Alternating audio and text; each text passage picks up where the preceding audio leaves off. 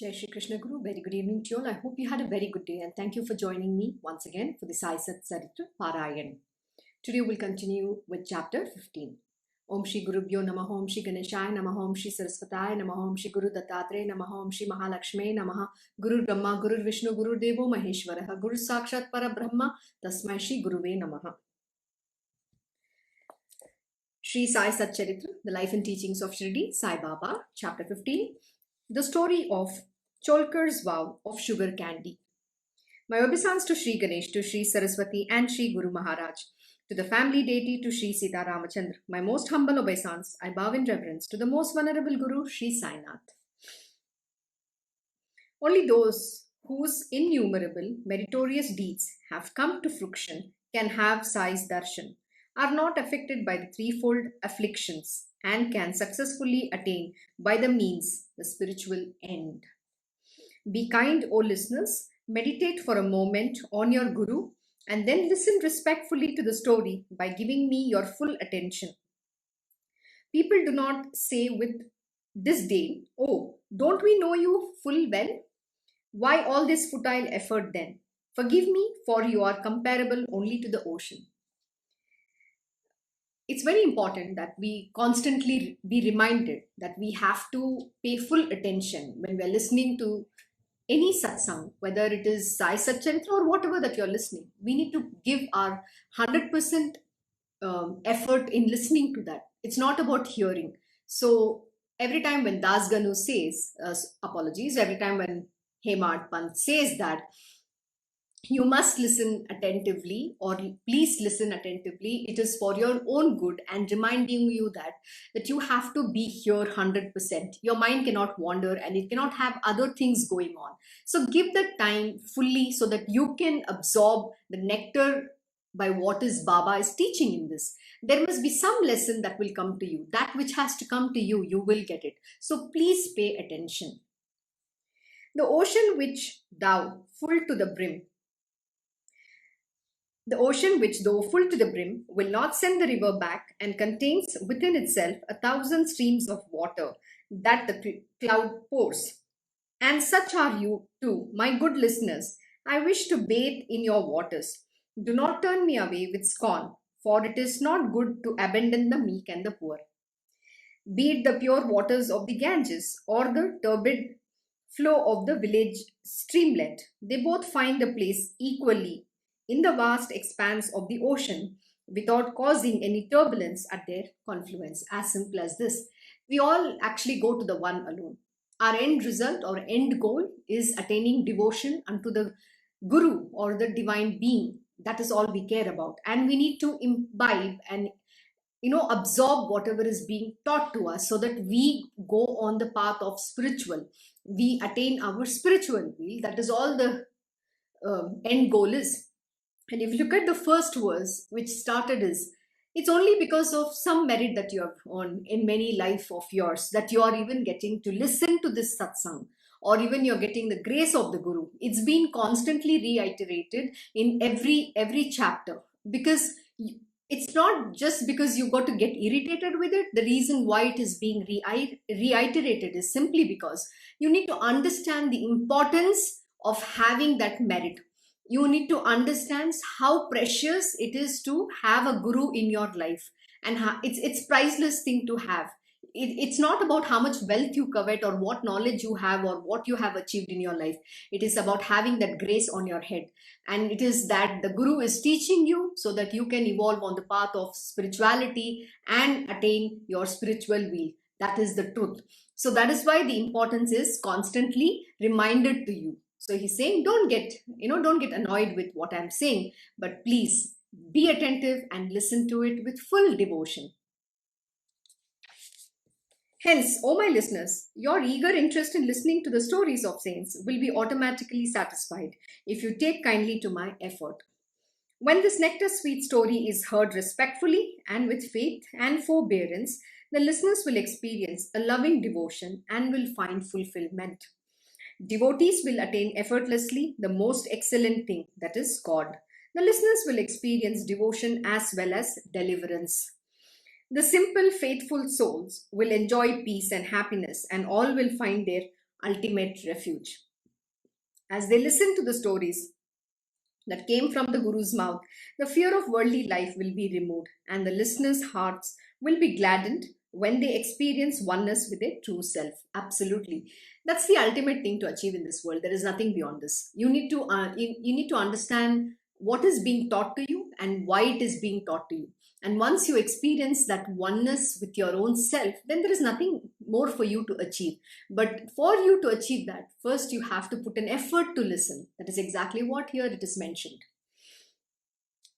In this chapter, there will be a narration of how the loving devotees pray to Sai and how Sai favors them with his darshan. Listen to it carefully. A cat might have come out, having just suckled her little ones, but even if she goes back at that instant, the kittens will start running all over her to suckle at her teats, lovingly once again. The mother grows warily, and for a moment the kittens appear subdued, but it is enough for them to see her relax. And there they begin again, going round and round in circles to suck at her teats. But as they suck, devouring the milk in large gulps, so lovingly, the milk begins to trickle from the mother's teats, and forgetting her earlier growl and weariness, the mother too stretches herself out affectionately on the ground. All the weariness is gone. Instead, love surges up in her breast as she embraces her young ones, holding them tightly with her 4 feet and licks them instinctively again and again. It is quite, indeed, unique, this celebration of a mother's love. I'm sure you must have watched how the cats, or I'm sure you must watch in the TV about how the dogs and other animals, love their young ones, and how do they feed them. It's only it's an reference where here it is mentioned what is the kind of love a mother has for her children, for her, how much love she pours out for them. Similarly is the love of the divine, the Guru. The Guru is the greatest mother that you can ever find. Simply because, see, we all give a very important significance to the word mother. But if you look at any mother in the worldly sense, she only cares about her own child, right? But the Guru is the greatest mother simply because the Guru cares about every other being as his own child. That is the most important aspect here. He does not think that, oh, it's not my child, it's somebody else's, why should I bother about it? On the contrary, he gives utmost care to them. He ensures that they are put on their path so that they can reach somewhere. He, the things that he will tell you, that he'll keep teaching you, and he's after you so that you can do better and better in your life. This is so very true, and I will definitely quote my own example. There has been a time when I was seeking, like, I need a teacher or a mentor who can take responsibility of my career or my life. But sometimes you don't get what you want because you're seeking something far beyond what a human being in their own capacity can give, because there are limitations in a human being. Why? Because we believe that we are this mind, body, senses, and everything. And then the day I met my Guru, the teacher that I wanted, I wanted to study in Harvard. I wanted to get some fancy degree or get educated in certain great subjects as management and all that. But you know what? No Harvard can teach me what my Guruji has taught. That is what it is. My Krishna Guruji teaches some of the most brilliant subjects, the most complex subjects in the most simplified manner, giving real-time examples. That's the way he teaches. And this kind of teaching is only possible by a real master, not by everybody. So I found my Harvard with him, and I always say this, you know what? I go to a Harvard where there is no entry for anybody else. And I learned with a master who is a master of all the subjects. He's a master of everything. He's a knowledge incarnate himself.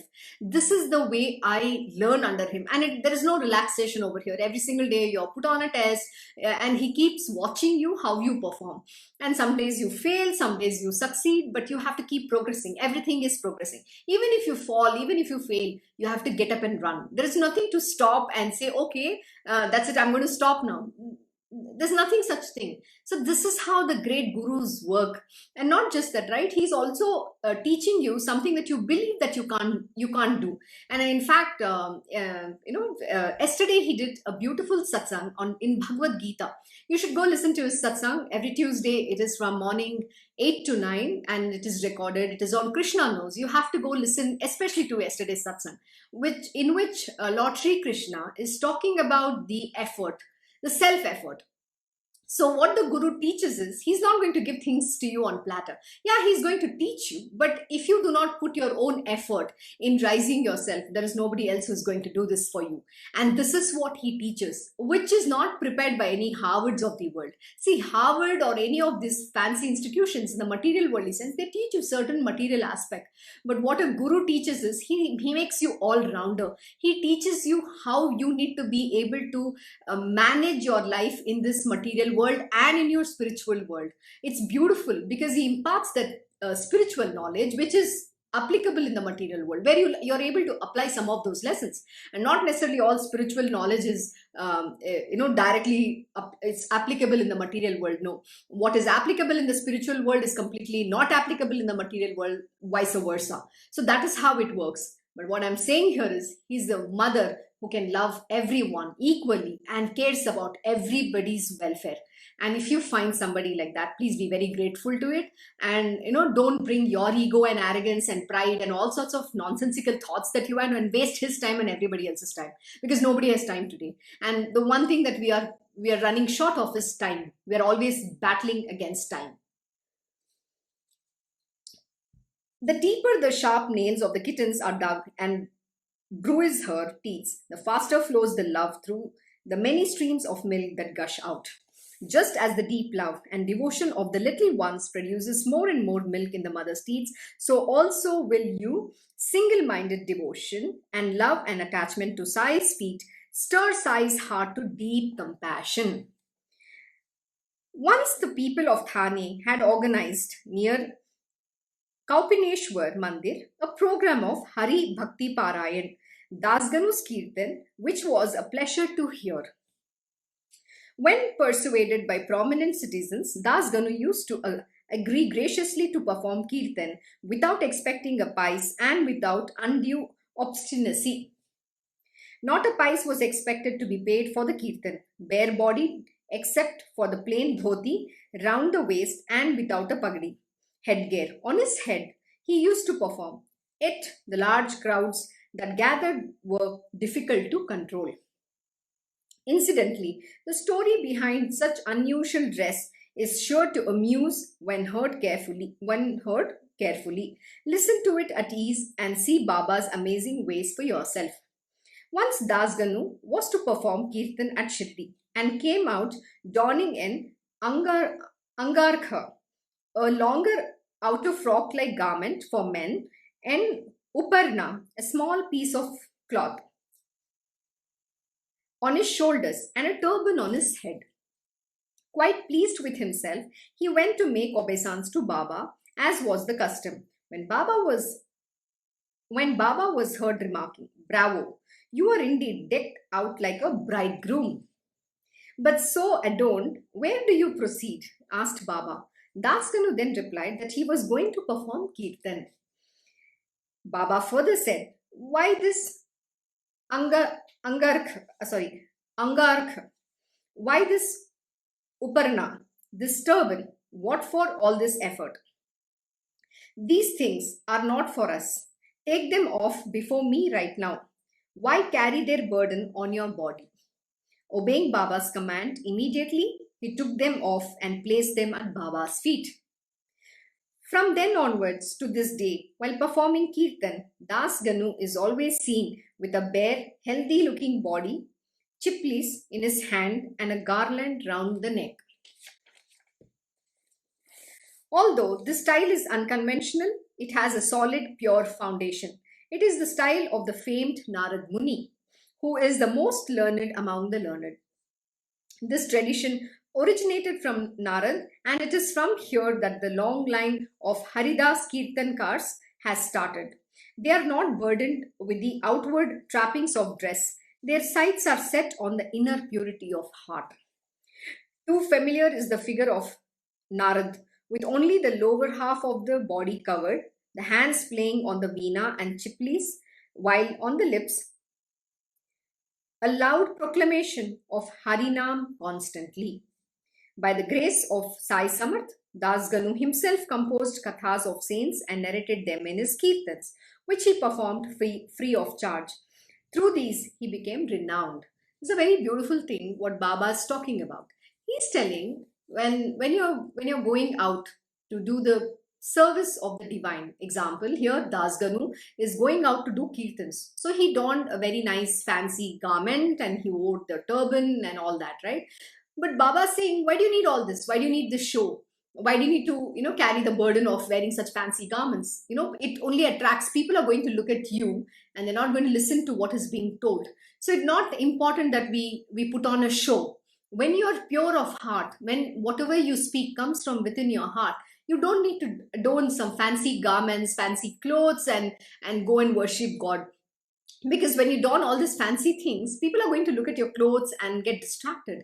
But when you go very in simple manner, and that is when it emanates that simplicity and the purity that you're going to show to the world.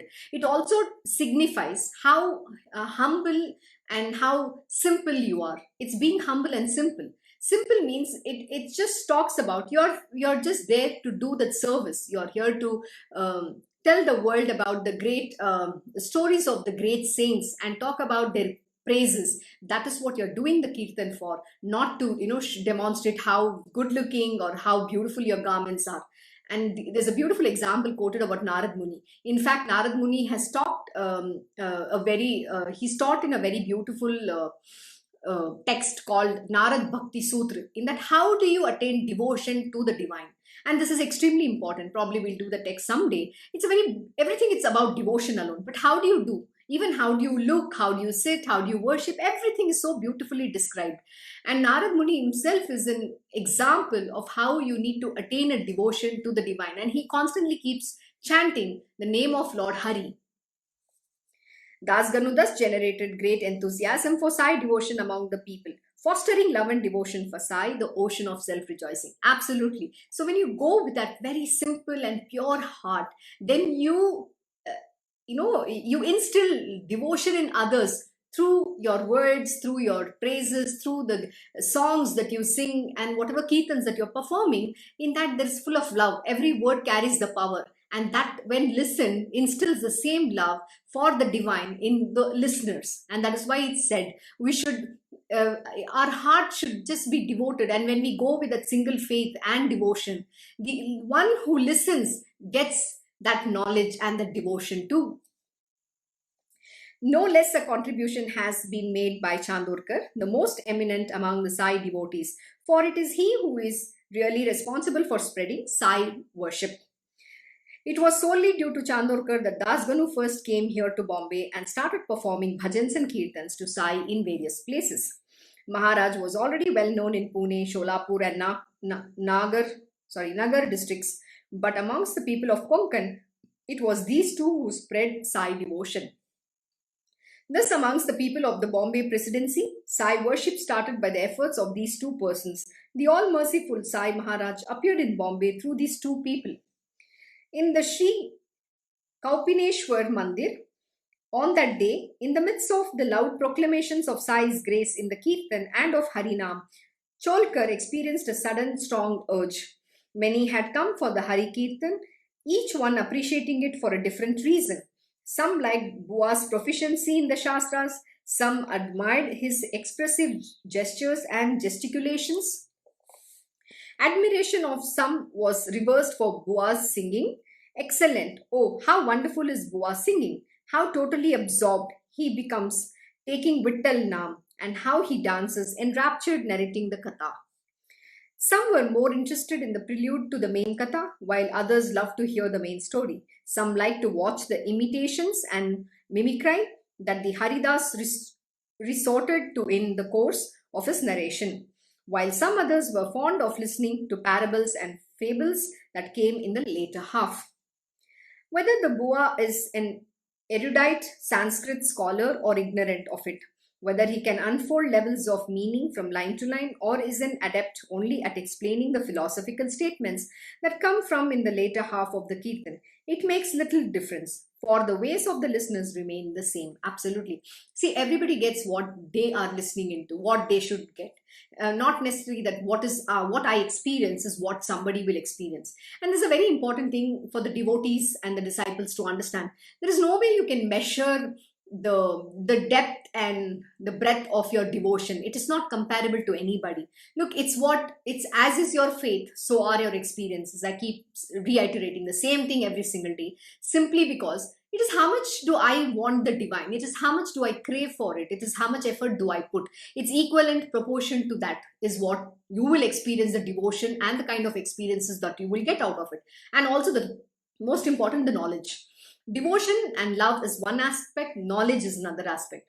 What is that you're going to learn from that? That is another thing, right? Every story here, as Baba's Leelas we are reading, it is not just Leelas. There are deep, profound truth in that. There is a lesson that we need to take out of that. That is what is most important. Why these stories are given, why their Leelas are written, so that we understand the importance, the spiritual aspect of that. And then we also imbibe and apply in our day-to-day living. How do we also live a righteous life? And how do we become spiritual in life? That is what should be your aim. That should be your goal. But sometimes there are disciples and devotees who get into very petty, comparison mode. They come and try to compare. You cannot go and tell your guru, oh, I cried for 2 hours. And you go and don't tell them how much you cried and what did you do. Nobody gives that kind of comparisons. It's not to say how much you're devoted. Please know that your guru or the divine being already knows how much devotion you have, because it is to each his own. You can't compare your devotion or to others. And this is not a display of devotion of anybody. It is not anything. See, what comes from a pure heart, the tears that flows through your eyes is because of your devotion. And nobody can understand what is that experience. Nobody can even know why you are crying, how you are crying. These are all not to be told or talked about. This is not an subject of discussion. What you experience is keep it to yourself. This is not for a public display or a public, just a conversation. It is not conversation. There is a very beautiful thing that my Guruji has taught, and in that he'll always say, when two devotees meet, they'll only praise the divine. They will talk the glories of the divine. It's not about then telling, am I a greater devotee or you're a greater devotee? Yes, everybody's objective is to be the highest devotee of that divine. But again, everybody, what you experience is only yours. So keep it to yourself, and just dwell in that beautiful love and devotion that you have for the divine, and don't try to make it transactional, but trying to compare or trying to say how many hours you cried, how much buckets of tears you shed. No, that is not going to take you anywhere. That shows only how much your mind is active, how actively your mind is absorbing, or it is attentive or measuring against anybody. So where is devotion to that? When you get lost in devotion, you don't even know what happens to you. And you're not going to talk about it because those experiences are indescribable. I've seen my Guruji, there has been times when I would see him cry. I've seen him listening to this most beautiful, bhajans and being lost in it. That is real devotion. He himself will be so much lost in them, and he'll be listening to it constantly. He's not in that body at all. I've learned some of these very beautiful ways of how do you be devoted. When I first met him, and during that first month, there was one very beautiful song which was playing. We were driving in our car, and in that there's a music that was going on, and in that it said that's how he associated music.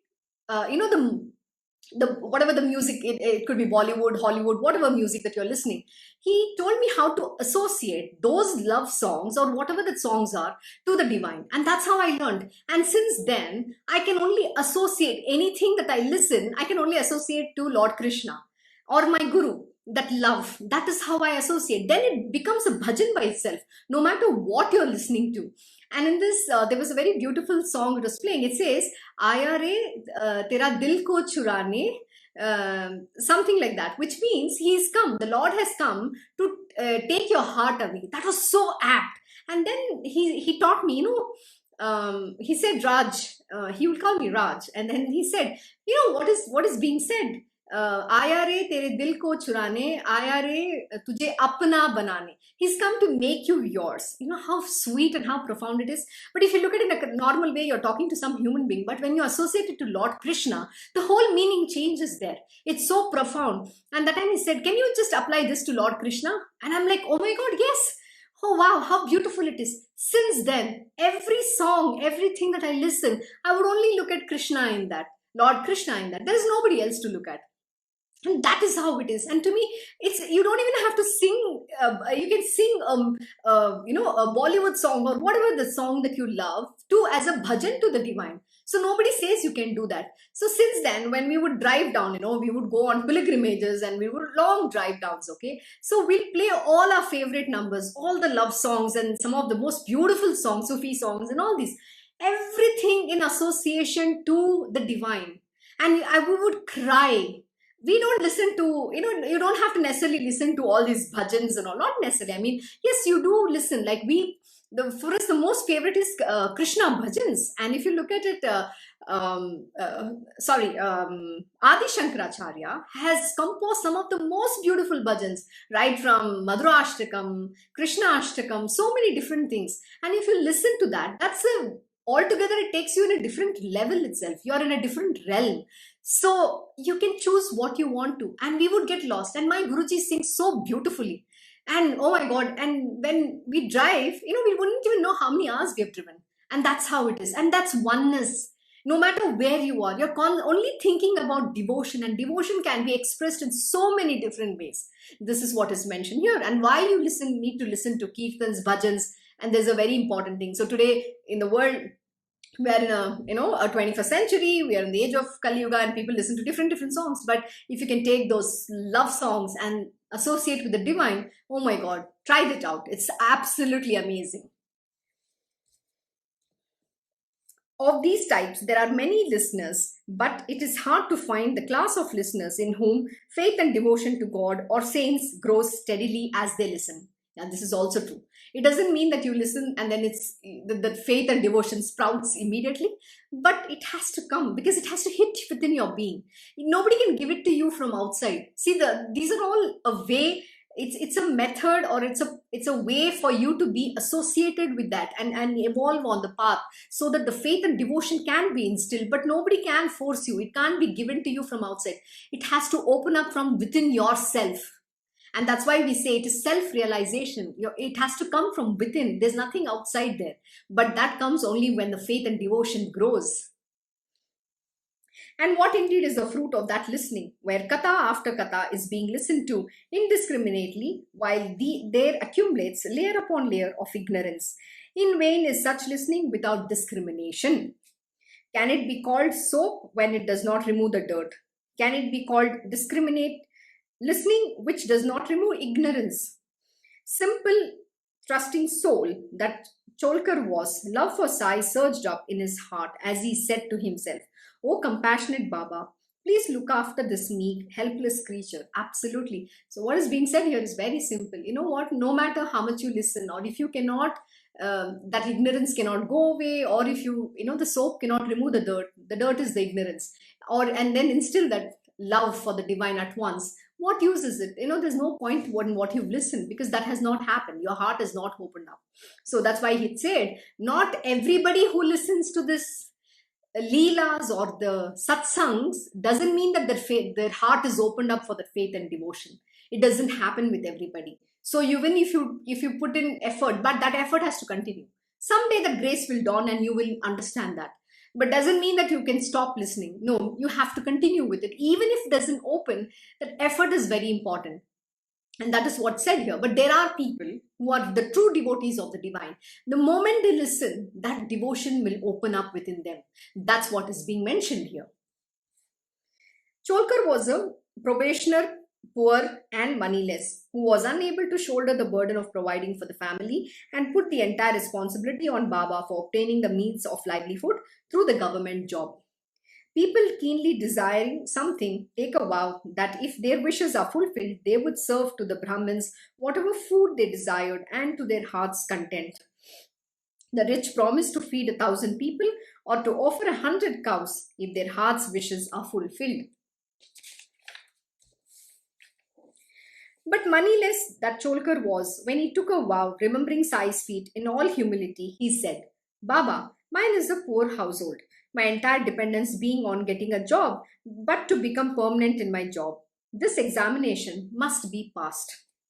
With great diligence and hard work have I prepared for the examination, all my reliance being on passing it, or else I will lose my job as a probationer too. If by your grace I pass this examination, I will humbly present myself at your feet and distribute sugar candy in your name. This is my most firm resolve. Such was the vow he took. Later, to his great joy, his wish was fulfilled. But the fulfillment of his promise was delayed. So, to atone for it, he gave up eating sugar. He knew that he would require money on the journey. Moreover, how could he go to Baba empty handed? So he kept on postponing the visit from tomorrow to tomorrow in painful waiting. How sweet. See, there are people with genuine intention. Yes, they need the job because they don't have any other means. So from within their heart, with utmost sincerity, they seek the divine grace and the divine blesses them. And they want to keep up their promise. And here he's not forgotten his promise, but he's like, how can I go and visit Baba empty hand? That was his problem. And for the journey, he still requires money. And if you remember yesterday's chapter 14, in that Ratanji, I think I made a mistake. I kept telling Ratnaji, I apologize for that mistake. It is Ratanji, whose wish of having a son being born was fulfilled.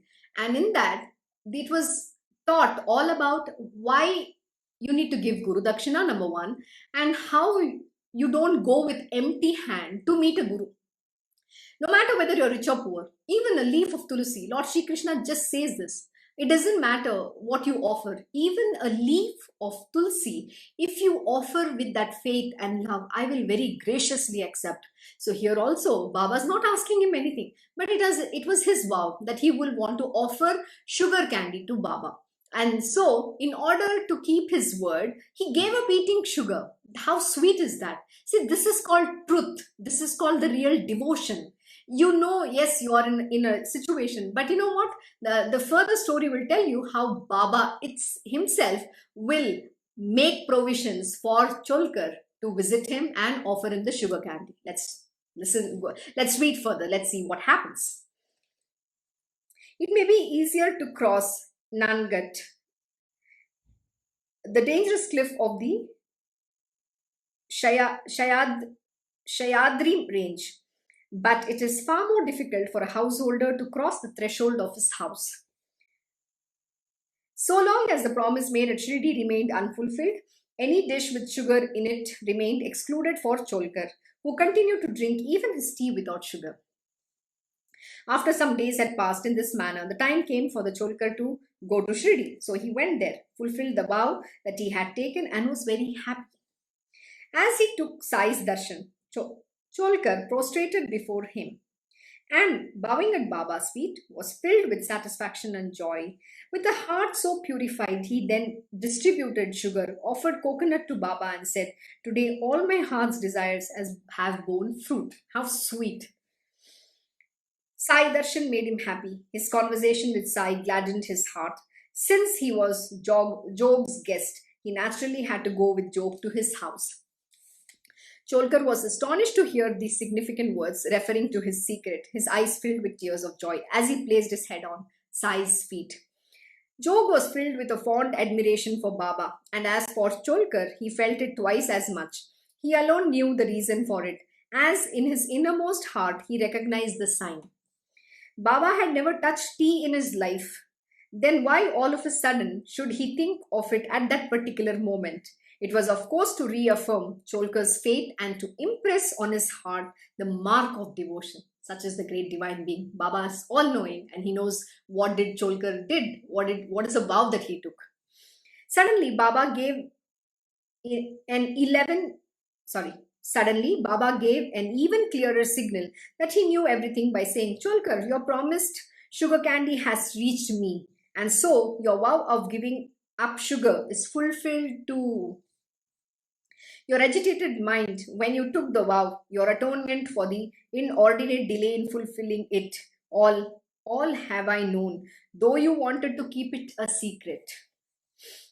Wherever you all may be, when you spread your hand before me in supplication, with faith and devotion, there I stand behind you day and night, as steadfast as your faith and devotion is. So profound and so true. You can experience this with what dridata. Dridata is that absolute faith, that conviction that Baba is there with me. And when he says, when you put your hand, give your hand to me, and in supplication, when you surrender, and you trust in me, I am always behind you.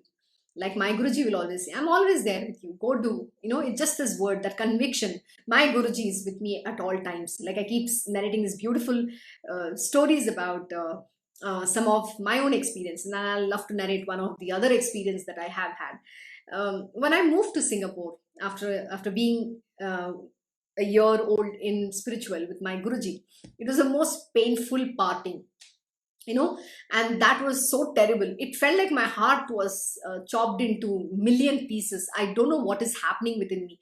I don't know how to control it. I'm just crying. I couldn't handle sitting in the flight and reaching Singapore with some kind of a fear, and also like why should this happen? I've got somebody now with me, and suddenly I have to leave him and go. Why is this parting?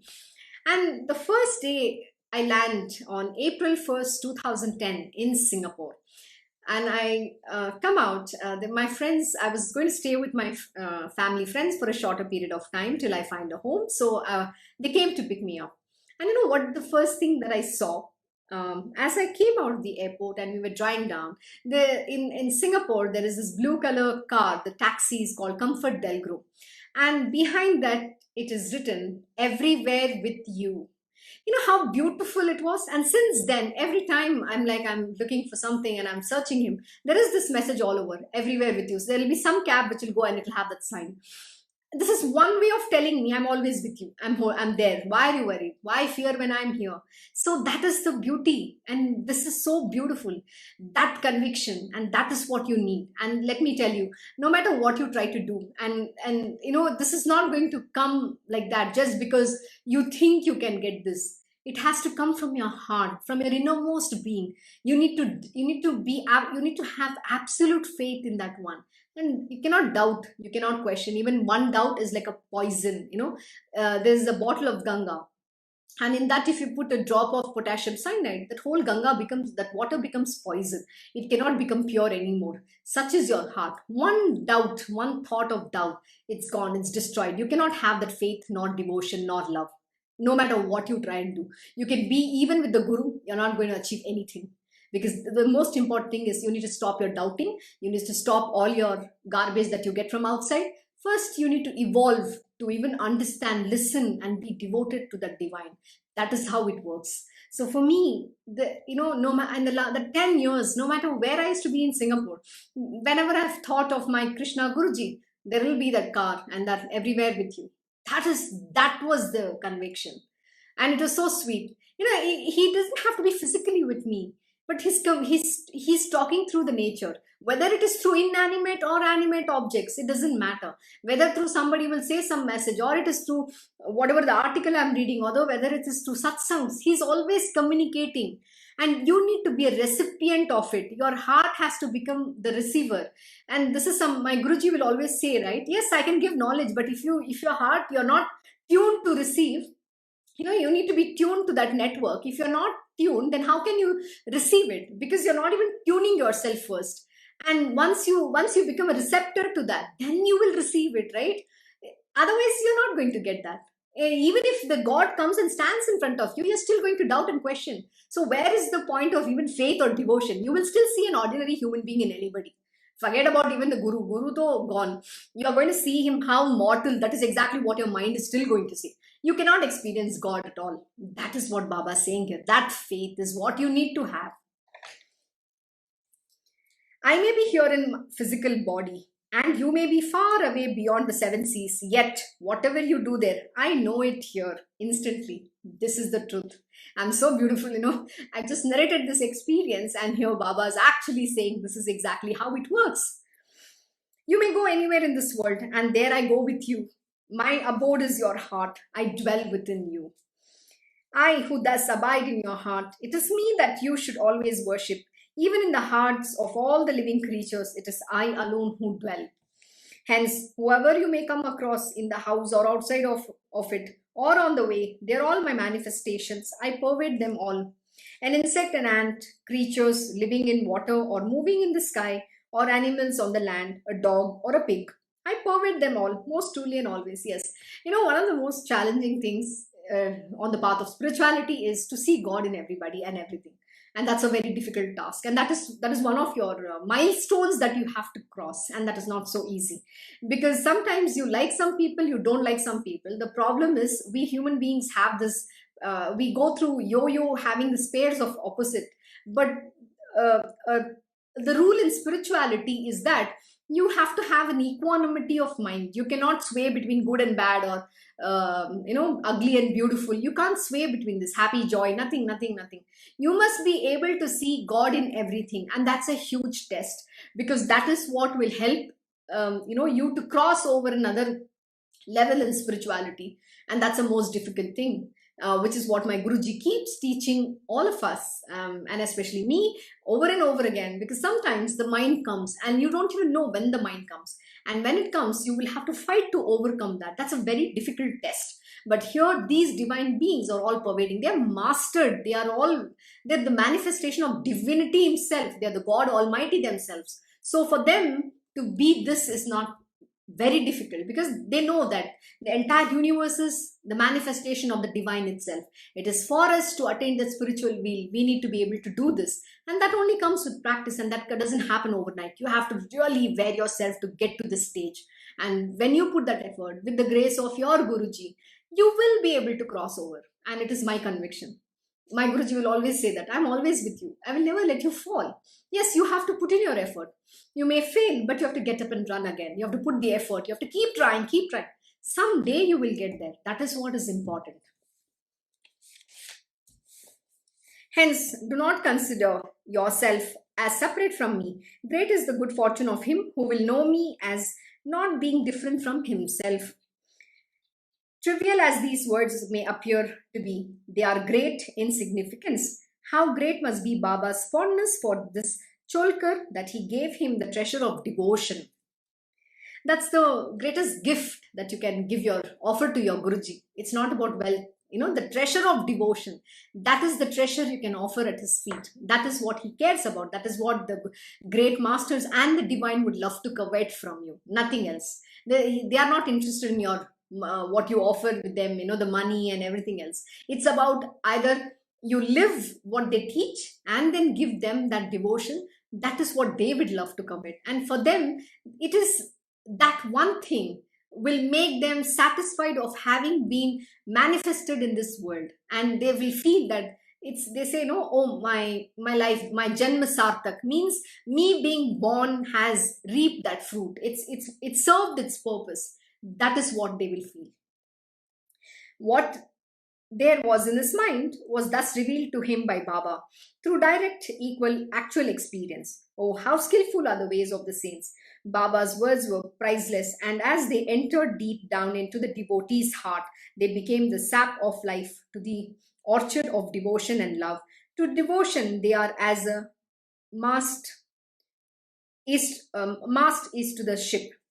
The cloud compassionately rains water to quench the thirst of the Chataka bird, but in the process, the whole earth is cooled by the raindrops. Such is also the case here. Cholkar, poor soul, was he not a total stranger, unknown, unheard of? And for that matter, even Das Ganu's Kirtan was only an instrumental cause that created an urge in Cholkar's heart to take a vow, which ultimately resulted in his receiving Baba's grace. Wow, this is very, very profound. I think you should listen and understand what is being said here. It said, Cholkar, poor soul, was he not a total stranger, unknown, unheard of? And for that matter, even Das Ganu's Kirtan was only an instrumental cause that created an urge in Cholkar's heart to take a vow, which ultimately resulted in his receiving Baba's grace. He's saying, you don't know the Guru from Adams. In what it means is, you are going to see somewhere, somehow you'll get to know. So you are a total stranger when you get to know about, oh, there is this great master. Oh, we should go and meet. Even that thought or that knowledge is coming to you as a grace. But in this case, it's saying Cholkar also was a total stranger. Just what Dasganu's Kirtan, it's just an instrument. Dasganu was an instrument through whom he was able to get Baba's grace. But he did not question. He got that, he instilled that faith that moment. He didn't come and question the Guru. Oh, are you somebody? Are you this? Are you consciousness? Are you, who are you? He never questioned. Or how does this work? Or there is something outside. Then he didn't come and say anything. He had absolute conviction in Baba. That is the kind of faith. And he took that vow instantly, that I will do this. That is, and he didn't even know Baba from Adams. All he heard was about the glory of Sai Baba from Das Ganu's Kirtan. That is it. But did you see how that grace works? Das Ganu was just an instrument. Likewise, many people get that grace, but they don't come with their self. You shouldn't come with your self-conceit to come and test the gurus. And that is what is mentioned. Even in the previous chapter, that is exactly what was mentioned. You need to come with that faith alone, not to come and test, oh, who is this person or who is this, whether he is really Lord Krishna or he's somebody. We just want to go and test him out. That is not why you come here. This is what is being mentioned. Here, Cholkar, and it says, right, who was always keenly on instructing the devotees. And because of this, followed the miracle, revealing the mind of the saints. Baba, who was always keen on instructing the devotees, created such occasions for it. He gave opportunity to the devotees so that they can come to him and he could put them on the path of devotion or give them the spiritual wheel or whatever that is that the Gurujis have to give them. The great masters, only they know what they have to give to whom. But they create an opportunity, not because you have to come and question and show your arrogance and pride and vain knowledge that you carry from some material world crap. Not for that. But you have an opportunity to grow in your spiritual life. They have given you an opportunity so that you can evolve on the path of spiritual. There is some merit. I think this whole chapter, the first verse began with, because of some merit that you have got that grace. So no, it is being reiterated. Why does Baba do that? Let us now narrate another incident that reveals Baba's dexterity, after which we shall end this chapter. It is about how someone asked a question and how Baba answered it. Once, as Baba was sitting in his usual seat in the mosque, a devotee who sat in front of him heard a lizard chirp. As the chirping of a lizard or its falling on any part of one's body is considered to be a bad omen of the events to come, the devotee quite casually and out of curiosity asked Baba a question. Baba, why does that lizard on the back wall keep chirping? What could be in her mind? I hope it is not anything unpropitious or unlucky. Baba said to him, the lizard is overcome with joy that her sister is coming here to meet her from Aurangabad. What, after all, is a creature like the lizard? And then to talk of her mother, father, or brother and sister, how is she involved in these worldly human relationships? So the devotee thought to himself that Baba must have said something by way of a witty reply, and he sat quietly for a moment. Suddenly, a man on horseback came from Aurangabad to take Baba's darshan. Baba was then having a bath. As the man had to travel further and the horse could not have gone on without his daily feed of grain, he set out towards the market to buy some gram. The devotee who had questioned Baba earlier about the lizard was starting in astonishment at the just arrived trader from Aurangabad, when the latter suddenly pulled out the horse's mouth bag from under his arm and shook it vigorously to clear the rubbish. As he dashed it on the ground, turning it inside out, there dropped out from it a lizard that slid swiftly across in great trepidation in front of their own eyes. Baba then said to his questioner, now keep a careful eye on her. This indeed is the sister of that lizard. Just watch this marvel. As she set out from there, the lizard made straight towards her elder sister, who was already chopping incessantly. Aiming in the direction of that sound, she set out, strutting and stalking. After so many days, the two sisters were meeting. They hugged and embraced and kissed each other on the mouth. It was a unique celebration of love. Circling around each other, gyrating round and round with joy, they whirled in all directions as it pleased them, vertical, horizontal. Where Aurangabad, where Shirdi? How strange the whole incident. How should this rider suddenly appear as from nowhere, and that a lizard should come also be with him? Oh, how strange. Maybe the lizard was in Aurangabad and he had entered into the horse's mouth bag. But how did the question answer take place at the most opportune moment? Its perfect timing was a real marvel. Oh, that the lizard should start chirping, prompting the devotee to ask that question, and how Baba should have explained its significance, which received confirmation immediately through the actual experience. It was an incident unparalleled. Humor is loved universally, and the saints make use of this incomparable device to enhance the welfare of the devotees. Absolutely. The great masters are humorous. You should watch my Guruji, especially his satsangs. Mine is a little, it's very fiery, and I'm more like a firing person because I give that lesson with very intensity because that's what you have to imbibe. But if you watch my Guruji's satsang, he's making jokes. Oh my God, he's amazing. He's so witty. He's full of humor and he's full of knowledge. And most of his satsang will also teach you some of the material worldly knowledge. Why? Because you need to know what's happening in the world. My Guruji is a voracious reader. He reads for 8 hours. I just don't know how he manages it. He's super brave. I always say that he's a genius. He's amazing. He's God Almighty. He's all knowing, but his ability to read is phenomenal. I wouldn't even touch 10% of that what he can do in life. It's like that. But someday I will definitely aspire to be him. He's my goal. He's my destination, and he's my path. That is what he is for me. And he uses these kind of humors to communicate and teach and also give you the experience. This is how the great masters work. They act like child, and you should see the different expressions they exude. It's so beautiful. Sometimes they're just childlike, sometimes they talk like a child, and sometimes they're full of mischief, and sometimes they're angry. They just portray some of these beautiful emotions only so that you get to learn. And many a time when they're angry, they're not angry. Actually, they're talking to your mind because they just want to say your mind, just shut up and do what you have to progress. So it's for your progress that they do all that. And but if you look at them in reality, they are full of love. They want the welfare of the disciples and the devotees. They have nothing else to achieve in this world. Know this.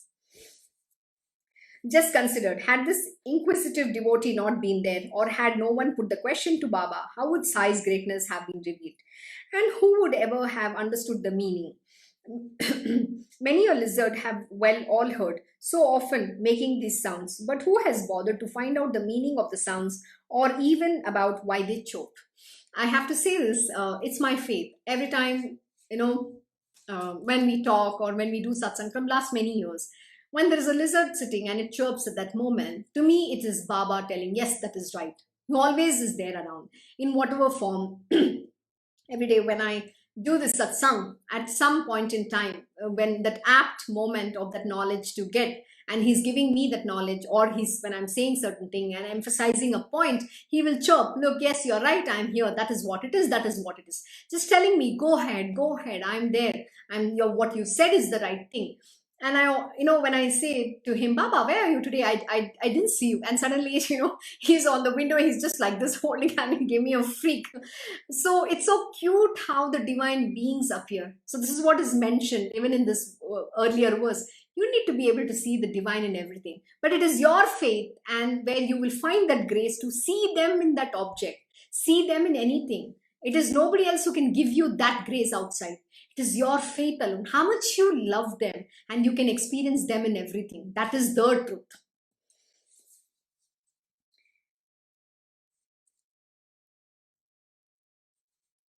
In short, mysterious and inscrutable are the strings that control the great sport of this universe. Who can imagine them? They leave everyone puzzled. People say, quite to the contrary, that if these lizards are heard chirping, it is inauspicious. The evil, however, be averted if you repeat the name of Krishna Krishna. Be it as it may, but it is for sure an excellent device of Baba's to confirm the faith of his devotees in himself. It is not just a miracle. And this is actually true. I like to quote a very beautiful example, and this is so true. Back when I was very young, this body's family, they all have this very weird belief. If a lizard falls somewhere on your head, I think they will go and look at a calendar, and that behind it is mentioned, oh, if the lizard falls on this place, what will happen, whether it is bad or what you have to do, something like that. And this body's mother, she's very scared of lizard. And I've always seen that once a lizard, ran into her sari, and she freaked out, and she immediately had a bath and something.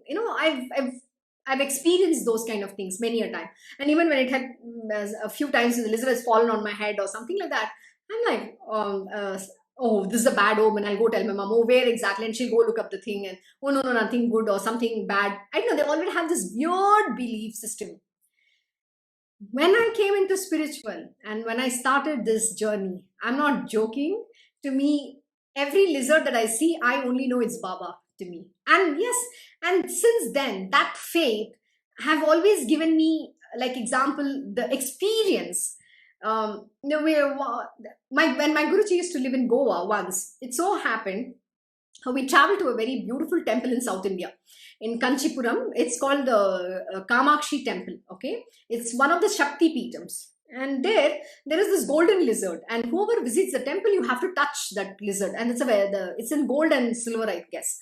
I've been, when I was a child, I had visited there, and I can't remember, but I think it's something to that effect. So you have to go touch that lizard. And the last time we went, for whatever reason, we didn't do that. And it was hankering in my heart. Oh God, one of the most important thing we haven't done. And when we came back, it was a time of Diwali. And in Goa, there used to be very big lizards, okay? So one day what happened, I was coming up, out from outside in a lift, and was almost about, the door was opening, and it was our floor, and I was going to just step out. And I wouldn't believe, a huge lizard, which is this big, okay? I think it's 10 inches or something like that, this big lizard. It just crawled on my head like that. I freaked out. And for a moment, I stood still because I've never seen such big lizards. But in Goa, you have really big lizards. So it literally went past my head. It touched literally, or it jumped from my head, above my head. And blessed. It's sort of a blessing. But at that moment, I freezed. I was like, oh my God, what is that? But then it dawned on me, oh my God, that's a beautiful blessing. And one, I just took it as a blessing from Baba himself. But that hankering that I didn't touch the lizard touched my head. You know how sweet that was? But see, this is the faith that can turn whatever you think is inauspicious or something bad omen can become so beautifully divine. So it is how you see, it's what glasses you wear, and that is the glass of faith. And that is what you have to experience. That's why I keep saying these words. As is your faith, so are your experiences. And to me, how divine. I literally cried. Oh my God, I was like, thank you for this grace. So your faith, how that happens, you don't know. But whatever that I felt didn't happened in such a real form. The real lizard blessed, and that too in the most auspicious day. It was the Lakshmi Puja day for me. And I couldn't ask for a greater blessing than that. This is the power of faith. So whatever the thing you think of bad omen, all that, which is man-made, there is nothing like that. When you come into spirituality, the one thing you need to understand, none of this crap and whatever BS this world talks about ever exist. Know this. It's all man-made. And question if somebody says some of this nonsensical stuff to you. He who lowers his head on Sai's feet. He who reads this chapter with reverence or makes repeated readings of it regularly will be freed from all obstacles by Guru Raya. He who lowers his head on Sai's feet with single-minded devotion will truly find in him his one and only refuge and protector, the doer of all action and the destroyer of all evil. Make no mistake, have no doubt about this, for such indeed is this Sainath, and I narrate the secret significance of my own experience only for the benefit of the devotees. In this entire world, only I am. There is nothing else other than me. And not only in this, but in all the three worlds, I and I alone exist. Where such non duality is inspired, there not a trace of fear remains. For such a one, everything is filled with a universal consciousness, which is unconceited, egoless state. Absolutely. Hematpan surrenders to Sai absolutely and does not part from his feet even for a moment, for that is the only way to cross the ocean of worldly life safely. Now, listen to the interesting narration that follows. In the next chapter, Sai, the greatest among the gurus, will create an incident of great significance as to how people ask for Brahmanyana. Oh my god, this is the most powerful chapter. Oh, I love this chapter. Looking forward to reading this with you. As if it is as easy and quick as the snapping of a thumb and a finger. A greedy man will ask Sai for Brahmanyana, and Maharaj will give it to him out of the man's own pocket. When the listeners hear this story, they will perceive Baba's marvelous ways to show how, unless one is totally free from avarice, the attainment of Brahman is beyond a doubt impossible. But no one ever thinks as to who has the spiritual authority, how it is attainable, and to whom will it be explained by Maharaj. I am but a slave of his slaves, and hope in earnest supplication that you will hear with enthusiasm this glorious sport of Sai's love. Your heart will be filled with joy, and you will have the satisfaction of understanding. Hence, O listeners, give your attention, and you will know the greatness of the saints. We will to all. Here ends the 15th chapter of Shri Sai Satcharita, called The Story of Cholkar's Vow of Sugar Candy, as inspired by the saints and the virtuous and composed by his devotee Hemat Pant. Thank you so much for listening in. Today there's a very wonderful chapter. Tomorrow there's much more profound truth that we are going to learn, and great chapters lies ahead us. So please join. See you all tomorrow, and you have a wonderful evening. ओम श्री महागणपते नमः। ओम श्री गुरुदेव दत्त। ओम श्री सच्चिदानंद सद्गुरु साईनाथ महाराज की जय। ओम नमो भगवते वासुदेवाय। दिगंबरा दिगंबरा श्रीपाद वल्लभ दिगंबरा। ओम श्री कृष्ण गुरुनाथनाथाय श्री गुरुवे नमः। ओम देवी दुर्गाय नमः। ओम श्री कृष्णार्पणम नमस्तु। कृष्णं वंदे जगद्गुरुम्।